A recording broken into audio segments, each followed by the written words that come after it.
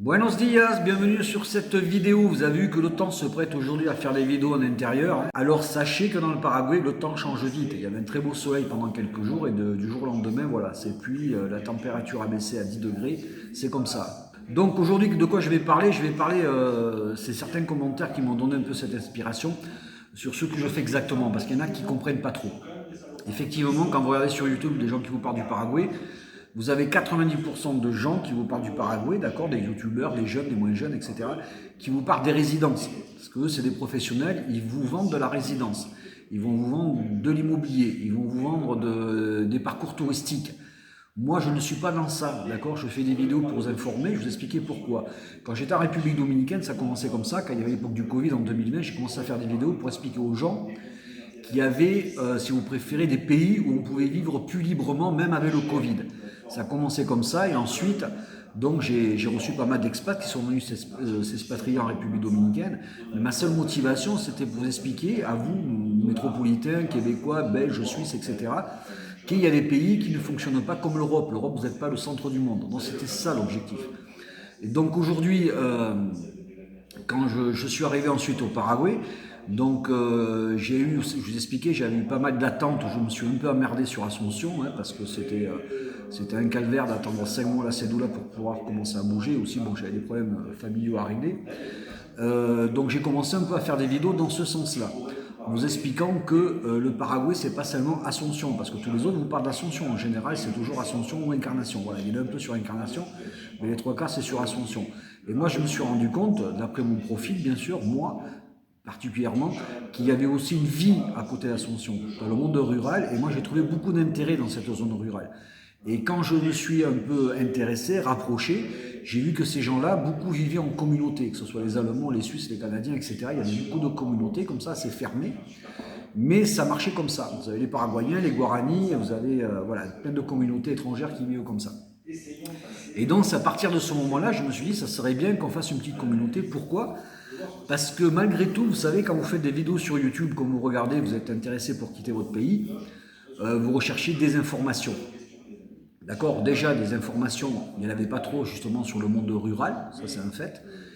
Et si vous êtes comme moi plutôt pas très citadin, que vous souhaitez plus de tranquillité, etc., vous avez très peu d'informations à ce sujet. Et donc, le fait que j'avais du temps déjà, parce que pour faire des vidéos il fait du temps, il n'y a pas de souci, j'avais du temps de le faire. Ensuite, j'avais des gens qui me suivaient de la République Dominicaine, forcément, donc je leur ai dit, écoutez, moi je m'en vais parce que la République Dominicaine ça a changé, j'ai fait une vidéo, j'ai expliqué, j'ai éliminé toutes mes vidéos sur le sujet, et je suis venu au Paraguay. Ensuite, c'est comment vous dire, c'est dans le même esprit. Moi, je suis une personne que de l'empathie, c'est-à-dire que je me suis rendu compte quand j'avais fait des vidéos que des expats que j'ai rencontrés physiquement, il y en a qui sont devenus mes amis, il y en a qui sont restés, il y en a qui sont repartis, etc. J'ai vu que malgré tout, faire des vidéos, être youtubeur, j'aime pas trop ce mot, je préfère le mot influenceur. Euh, on influence les gens malgré tout. Je sais que mes vidéos sont un peu merdiques, tout ça, etc. Mais malgré tout, on influence des gens, on participe à leur prise de décision. Et donc, quand vous avez un peu d'empathie vis-à-vis des gens de façon générale, hein, l'empathie, c'est comprendre un peu les problèmes des autres, de se mettre à leur place. Et quand vous voyez des gens qui vont arriver, des familles entières, c'est vrai que bon, je vous dis, c'est bien beau de prendre un billet d'avion, ça c'est facile, prendre la résidence, payer quelqu'un, un avocat, ok, mais après, qu'est-ce qu'il y a après? Et moi, c'est ce après qui m'intéressait, c'est savoir durer, vous voyez ce que je veux dire?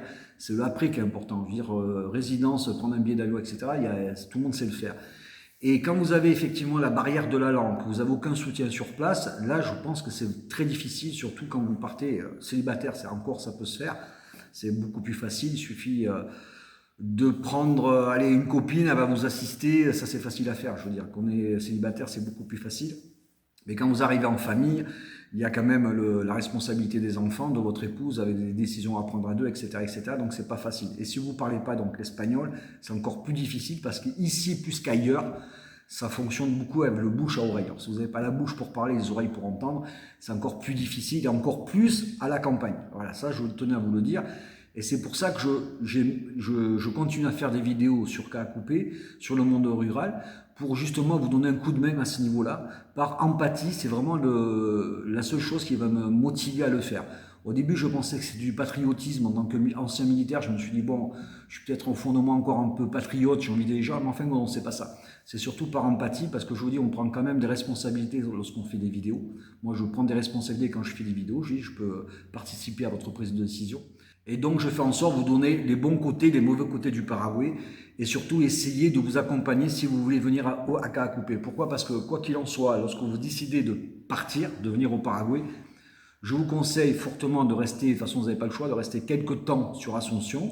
Si ça vous plaît, si la ville vous plaît, que vous avez une âme de citadin, restez à Asunción, il n'y a pas de problème à ce niveau-là, vous allez trouver votre paradis, ça peut vous plaire, vous connaissez tous les avantages et les inconvénients.